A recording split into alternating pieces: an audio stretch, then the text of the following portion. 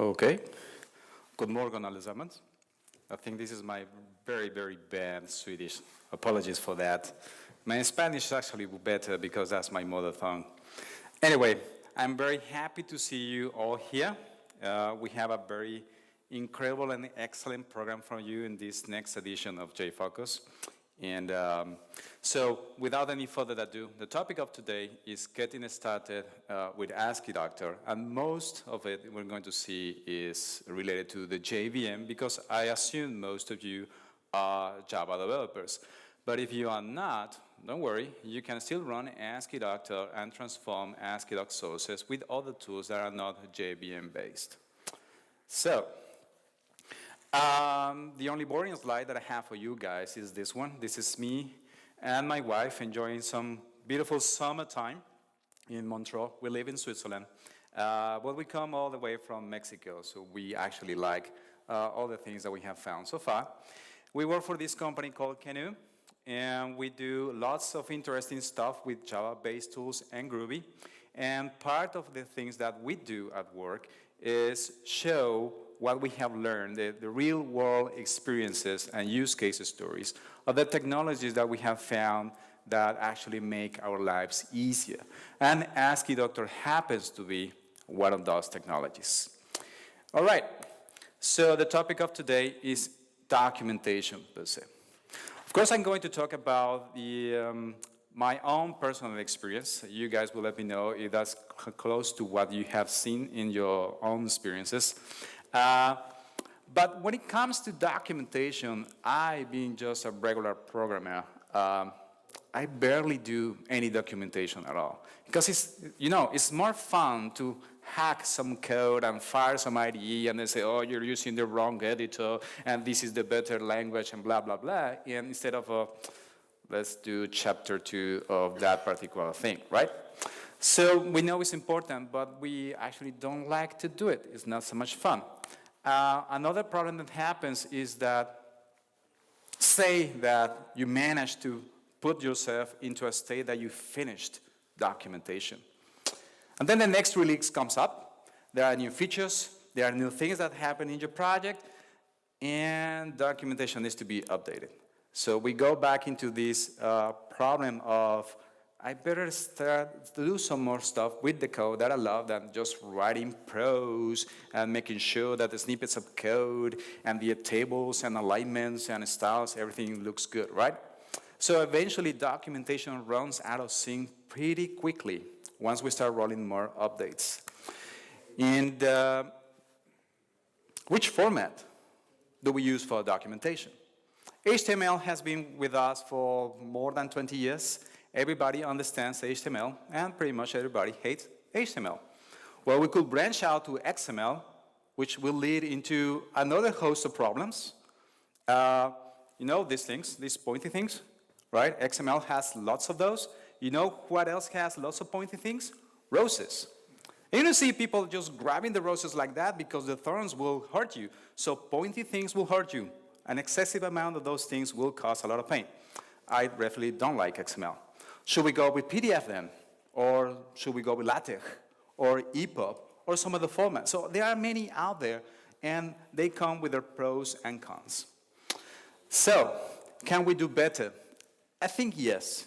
And Asciidoc is one of these formats. It's a part of a family of microformats that allow you to write documentation much easily, focusing explicitly on the content and making sure that the syntax takes the back seat.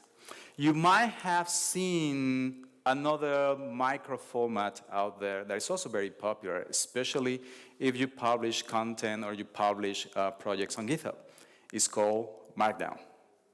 Anybody here doesn't know what Markdown is? See, most of you, right? Anybody here knows what Asciidoc already is? Some of you.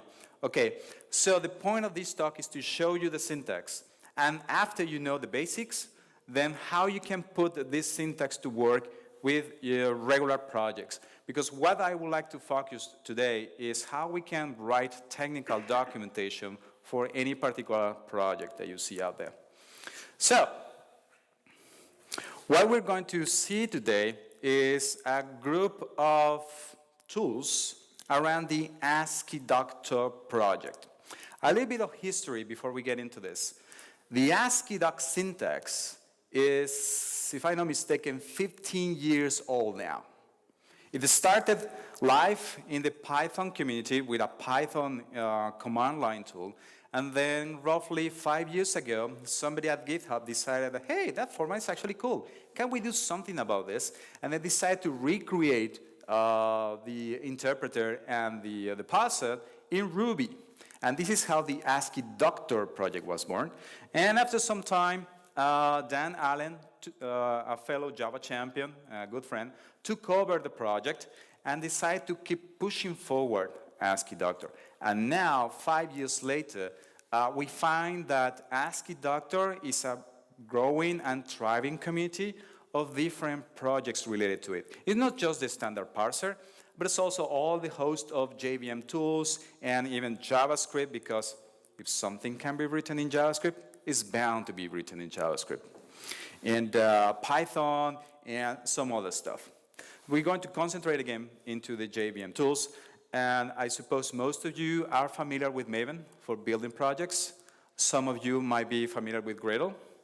And in the terms of IDEs, well, the community is divided in which one is the best. I'm going to show just one IntelliJ IDEA. Doesn't mean it's the best, it's just my personal preference. And we also will see if we can do something related to Javadoc and Asciidoc together. So, without any further ado, we're going to see a simple example and using the Gradle build tool to make sure that you can build or transform an Asciidoc source into a particular backend. When we say backends, we mean the output formats, such as HTML5, PDF, EPUB, something else, whatever is supported by the different extensions that Asciidoctor offers us. And we also see the same example running with the Maven build.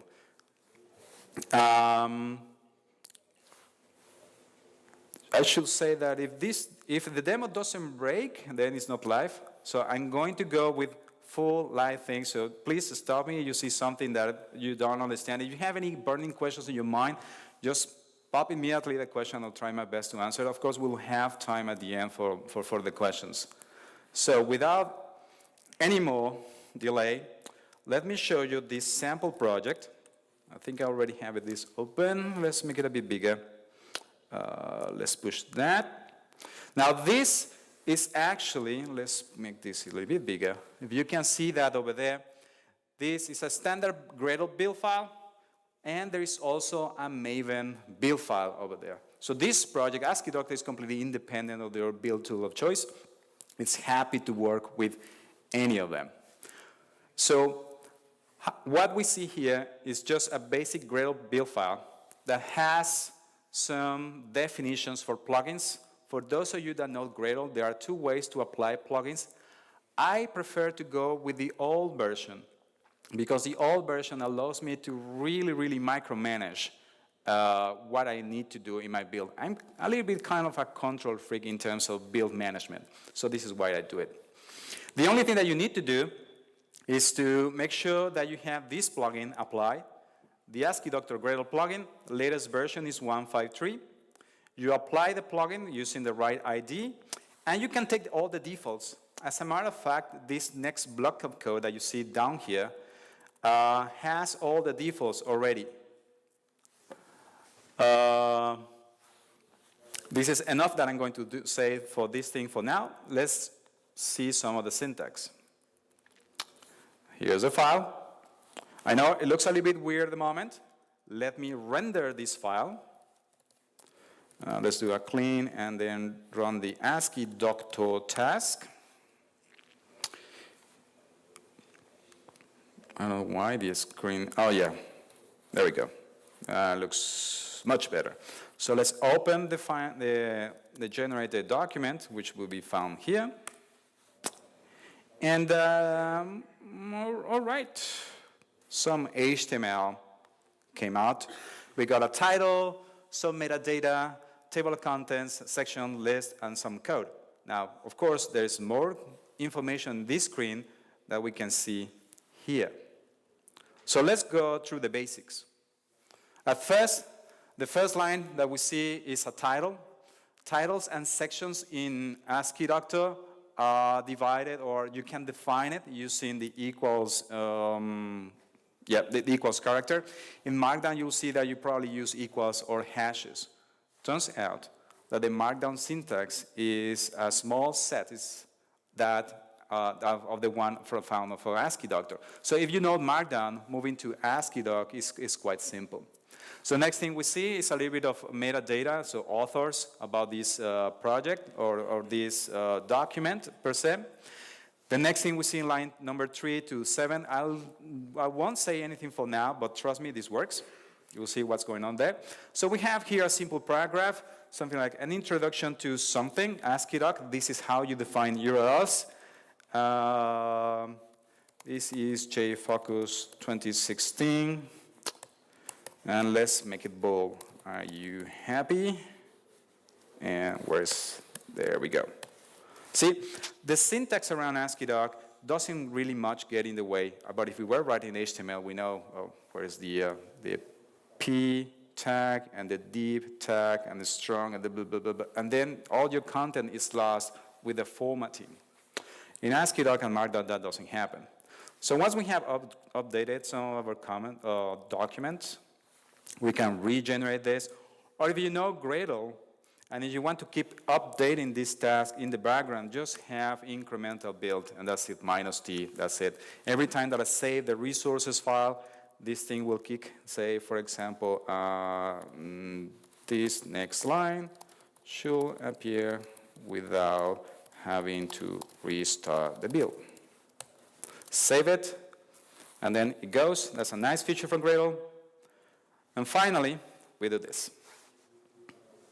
All right? So far, so good? So you see, adding content is easy. So what about the rest of the syntax? There's the URL that we're talking about.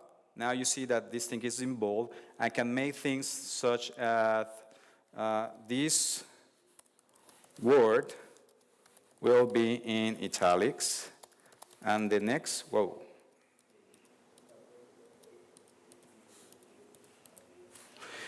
and the next one, like this, will be in monospace. Save it. Restarts again. Refresh. And then we see the variation in the syntax, in how this thing was interpreted. Perfect. Writing sections, just adding more equals characters to the title.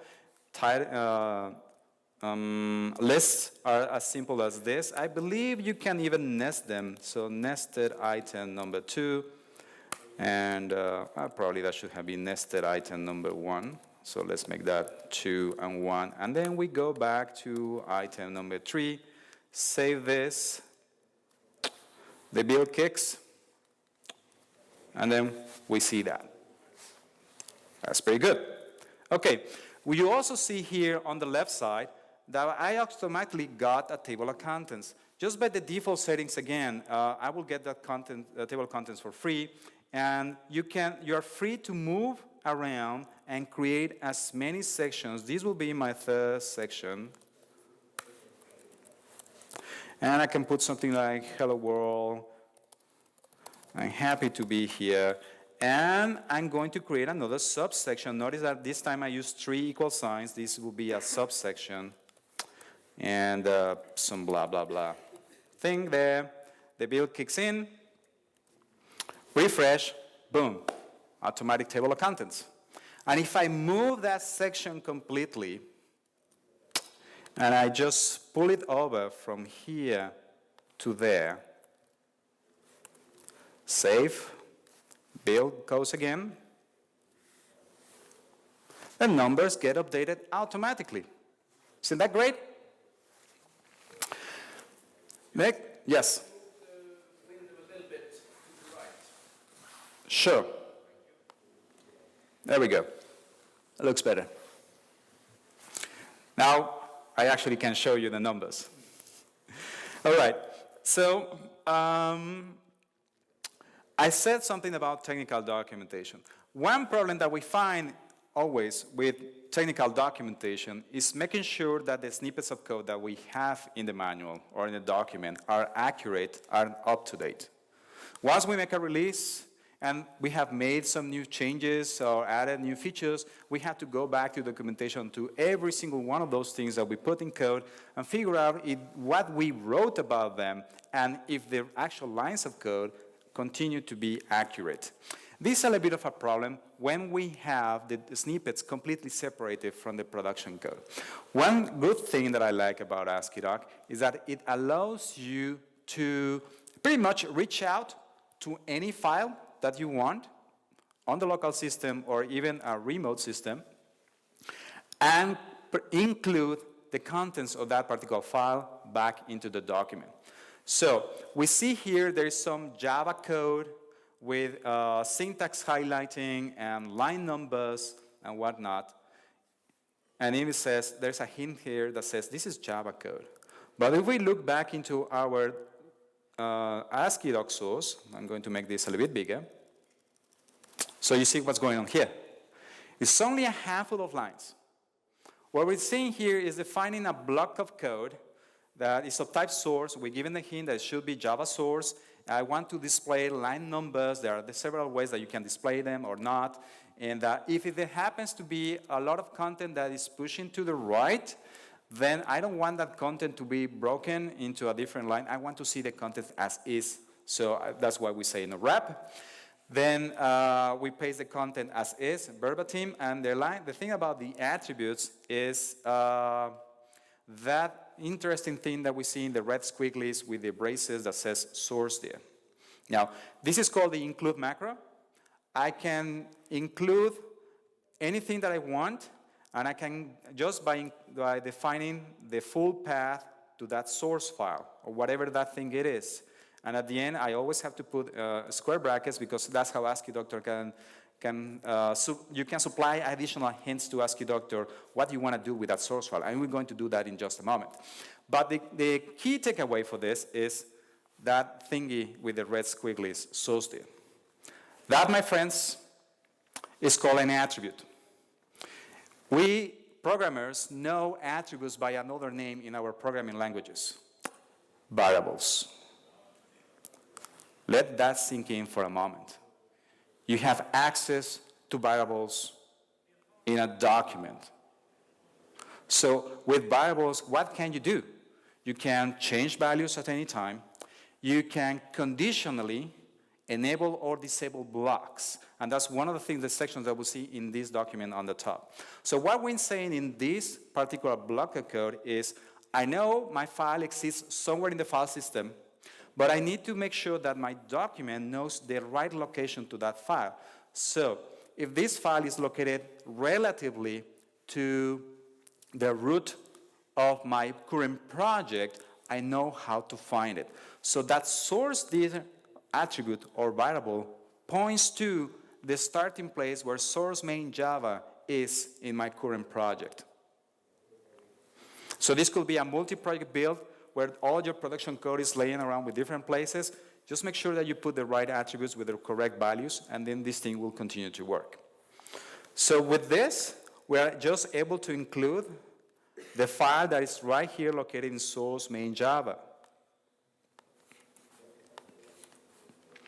This file. As you can see, that looks very close to what we see here. All right. So you might be thinking, that's pretty cool. I can include any kind of source, true. And particularly for my technical document, I want to display some portions of my source. For example, I want to skip the license header. So what should I do? Should I copy and paste this code? No, definitely not. That's not what we want. Should I duplicate these codes so that it only doesn't contain the header? That doesn't make much sense, isn't it? What if I were able to tell Asciidoctor to include certain lines of my particular source? And you'll be correct. That's exactly what I can do. I can say lines equals, let's say, I want to include starting from line number 4. So I say 4. And then the next thing I do is search for the last line, which is line 29. All right? We're going to use a new data type, at least available in the Ruby world, which is called a range. If you want to see additional data types in Java, maybe Java 10 or Java 11, here's your chance. You can talk to Brian Getz and let him know. You know what? It might be a good idea if we have ranges. So this is how we specify ranges in Ruby. Ruby or Groovy is the same thing. Save that. The build kicks in. Done. Refresh. It's pretty cool. Okay, fine. But we know our source code does not tend to be very static.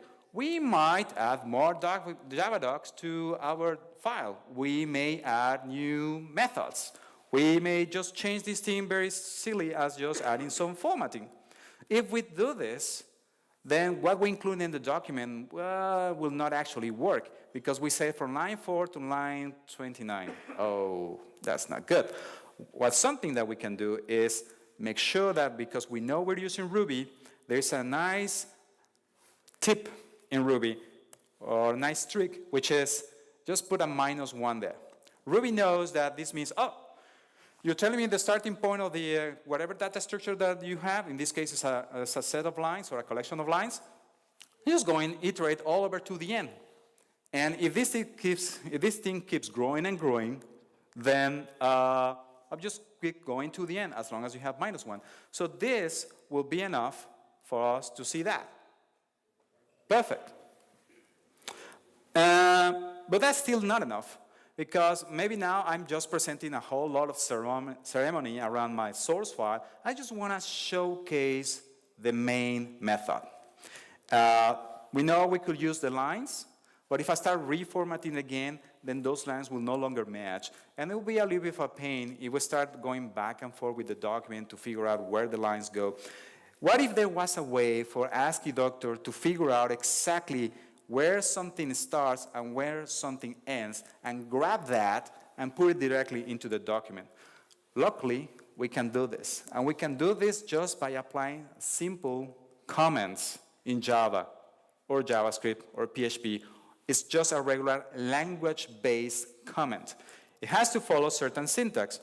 We start with a comment. Then we say tag, colon, just give it any name. I'm going to go with method, and then that. Then we close that and say end main method and square brackets.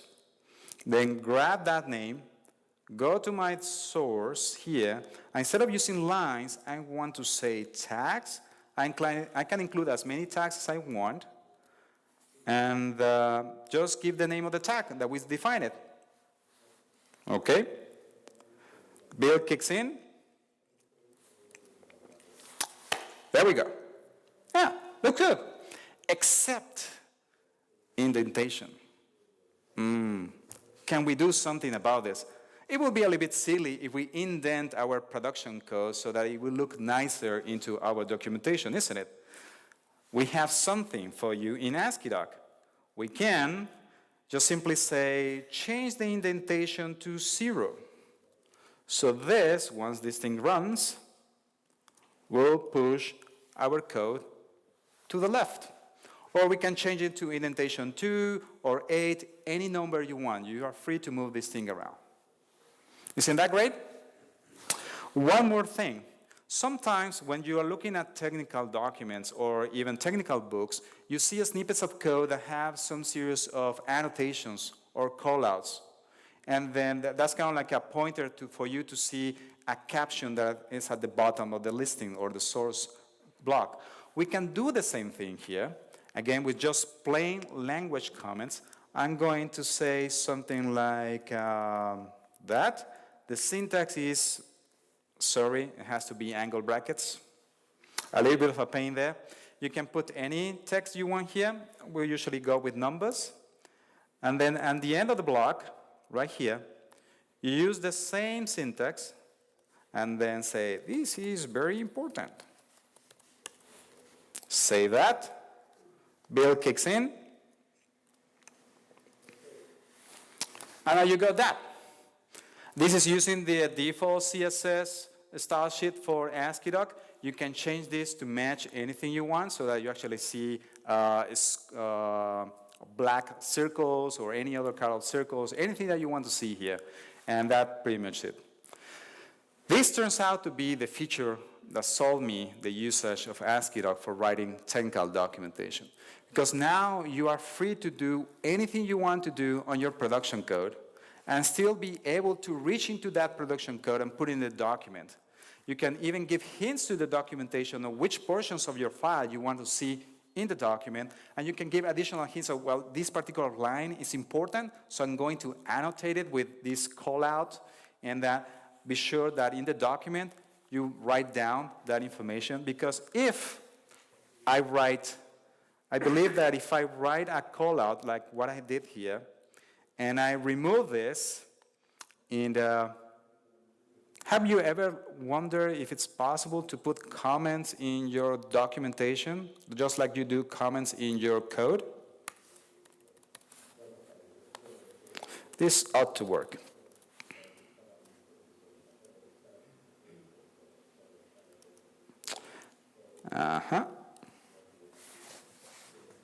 That is a multi-line comment in your document. Yes, question?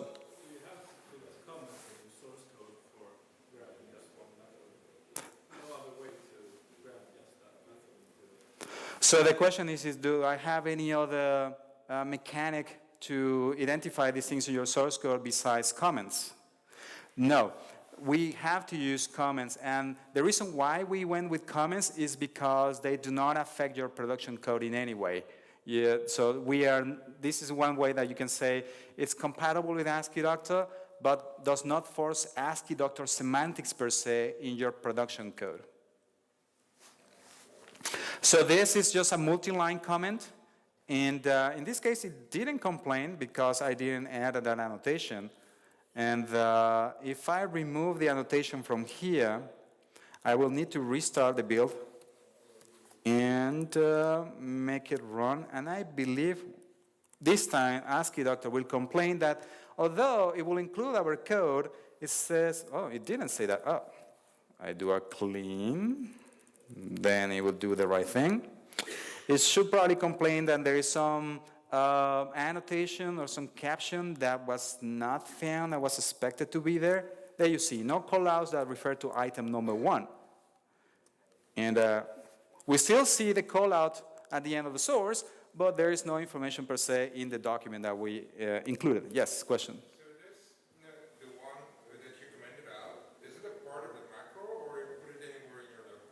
So the comment is that one that I commented out part of the macro, or is something else that can be around? No, it has to be in this particular format. You can put it anywhere you want in your source because it's just any regular comment. You can even use the block comment if you want. It doesn't really matter to Asciidoctor. In the documentation, yes, it does have to be at the bottom of the source block that you're including. There is, however, a trick that you can apply to include that. Say, now you're writing, whoops. This will be an explanation of the source linked above, where you see the method and then something special here being defined, right? Sadly, this doesn't work. This won't work either because there is no specific support for callouts to be defined inside a paragraph, but you can reverse engineer what's going on because you eventually Asciidoc is going to write some HTML for this thing, and it has a basic syntax that it can turn into this. And I don't recall exactly, but I've done it on a previous place. And I'll show you immediately because this is an interesting question. I have plenty of projects lying around that makes use of Asciidoctor. The Griffin framework, which is one of my passions, uses this feature extensively. And if I'm not mistaken, this is called Callout. in my sources,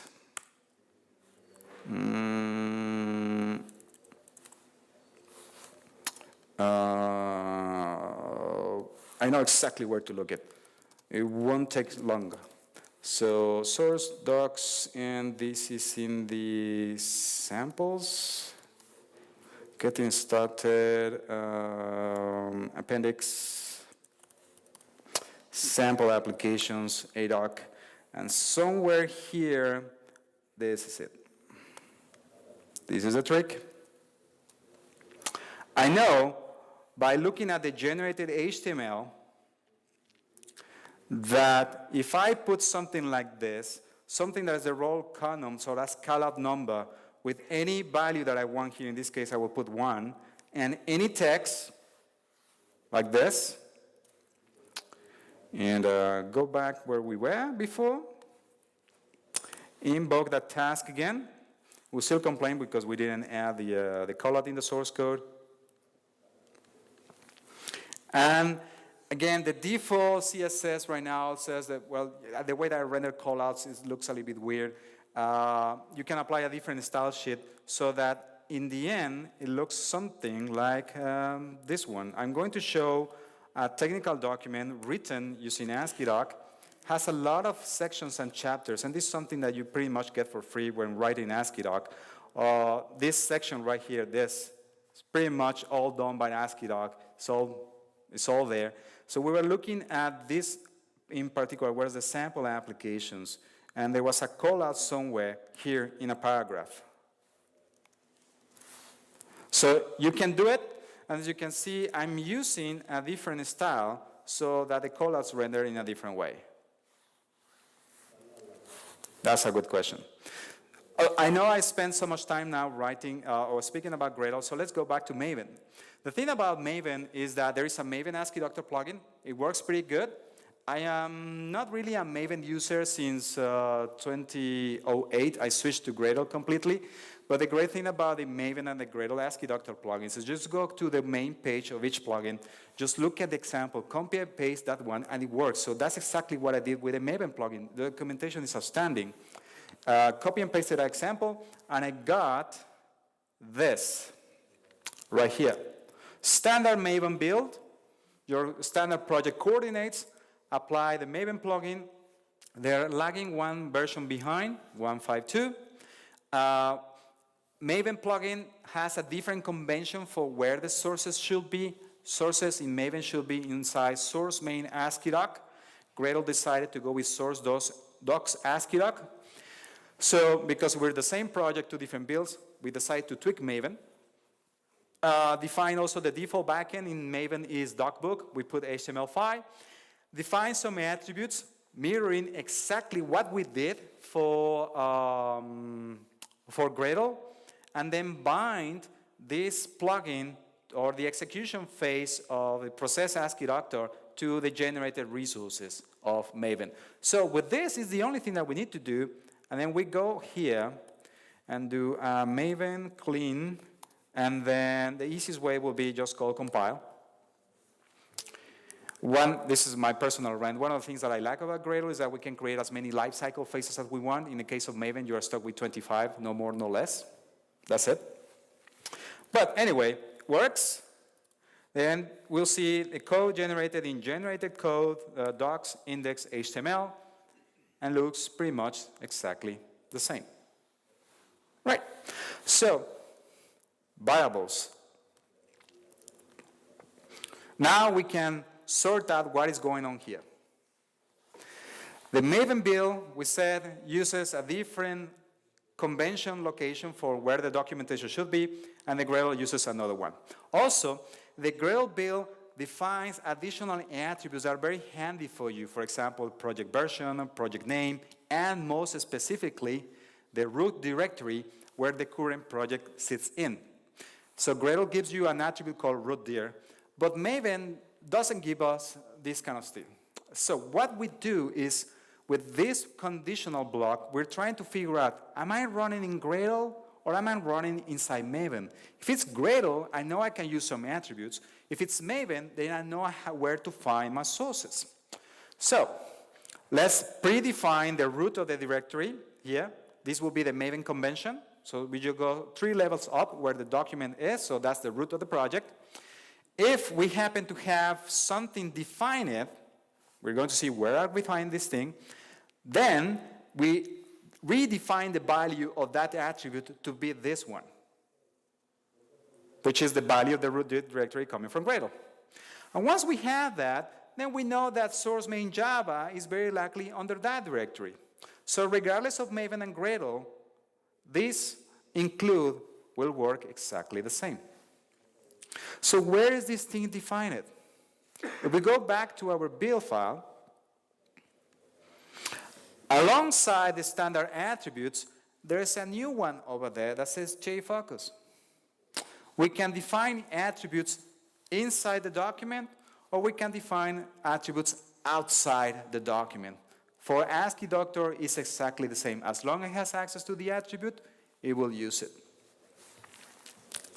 So far, so good? Question?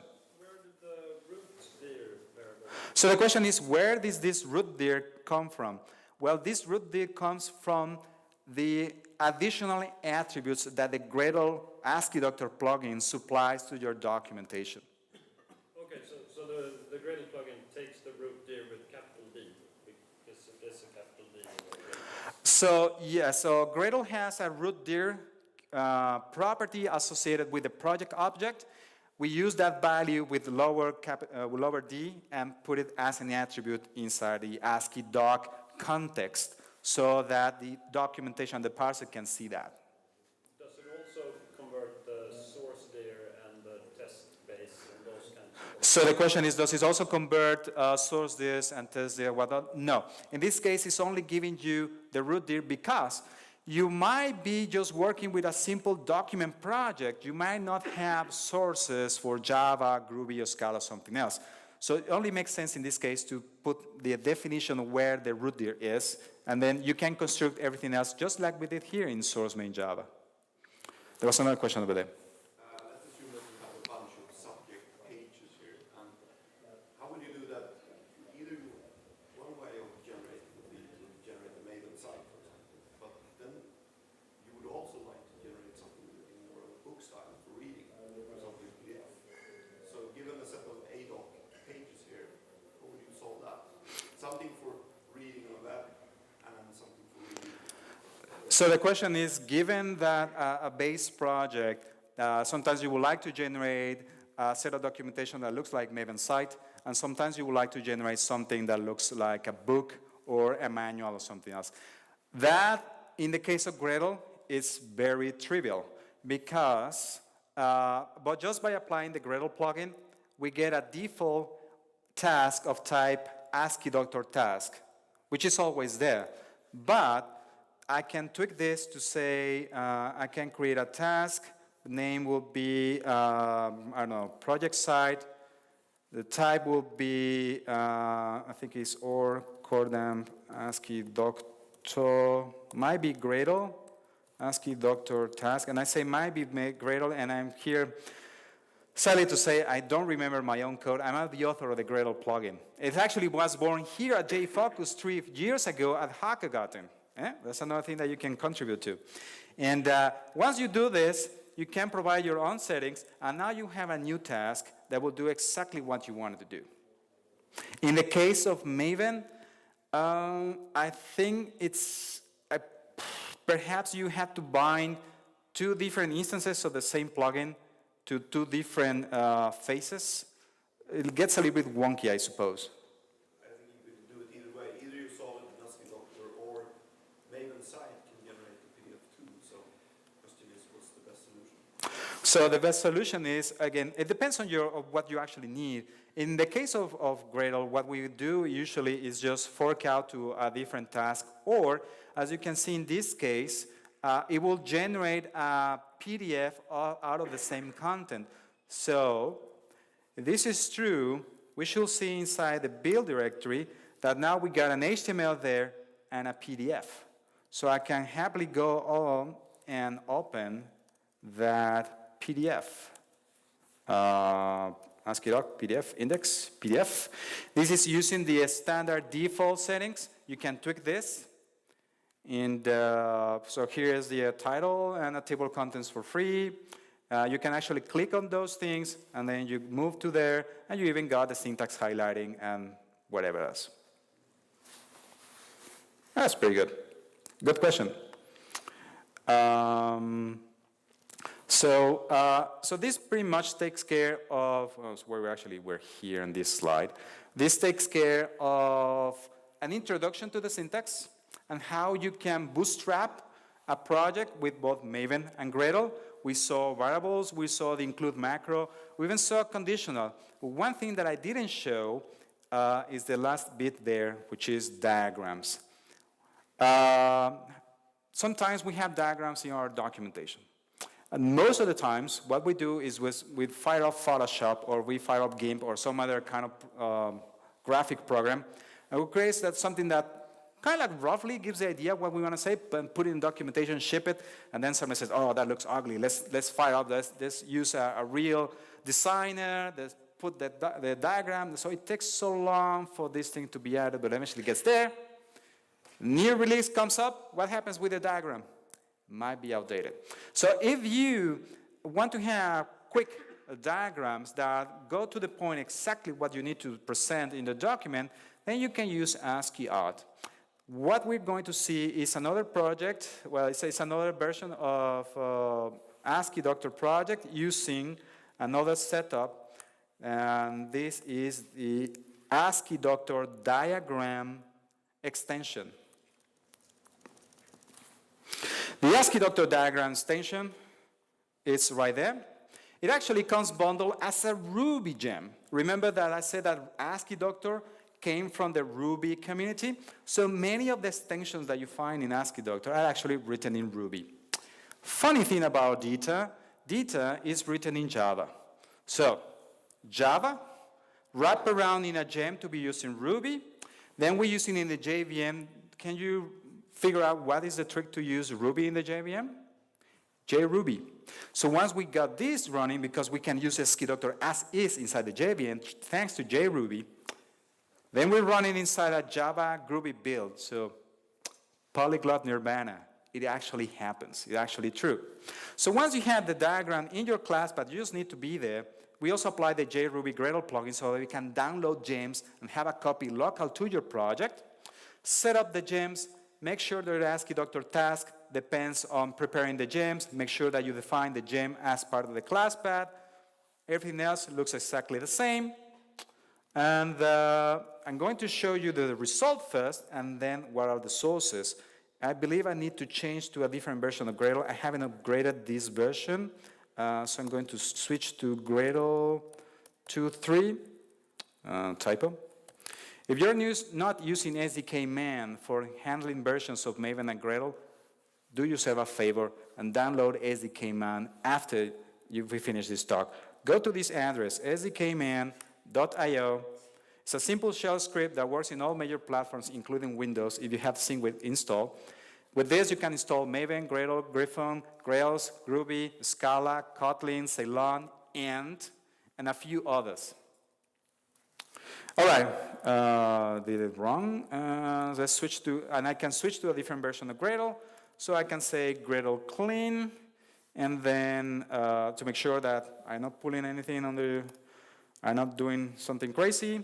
And here we go. We generate the Asciidoc sources from Asciidoc to HTML. And, well, probably should have done a clean because it's trying to download the gems, which is already in the cache. There we go. Installs the gem. Pretty cool. All right. So let's open the generated file. And it looks like this. Ugly colors. I know, I'm an engineer. The sources, they look like that. Let's put that one to the other side. There we go. Pretty cool, pretty basic. Actually, the diagram gem allows you to do more stuff than this. You can change colors, you can change the shapes. You can also use additional projects such as plant UML if you want to see UML diagrams, whether they are actor diagrams or sequence diagrams or class diagrams, we have you covered. Do you want to see gradients and see buffering and stuff? There is another project called SHAP, which will work. It's based on Python. Do you have experience with Genius, Dot, or GraphBiz? You can hook in those kind of diagrams right there in your sources.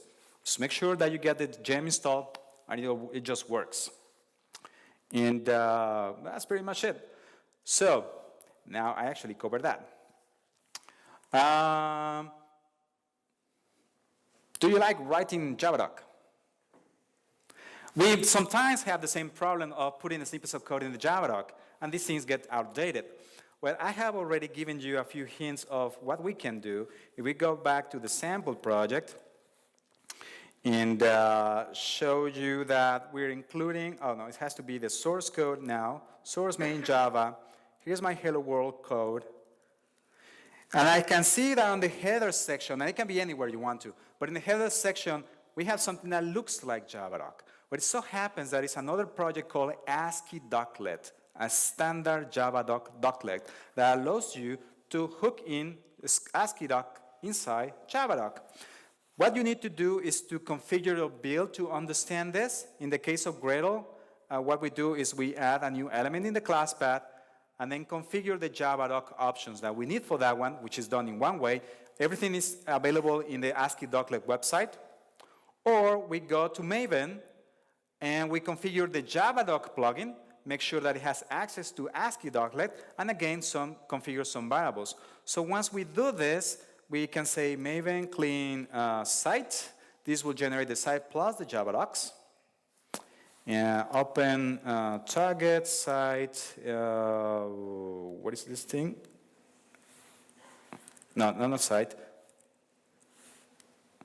Oh, sorry. Maven, Javadoc. See, I'm a bit rusty with Maven. This generates the Javadocs in a particular directory as target, target site. Now I see it, API docs, index HTML. Let's move this to this side. Click on Hello World, and there you got it.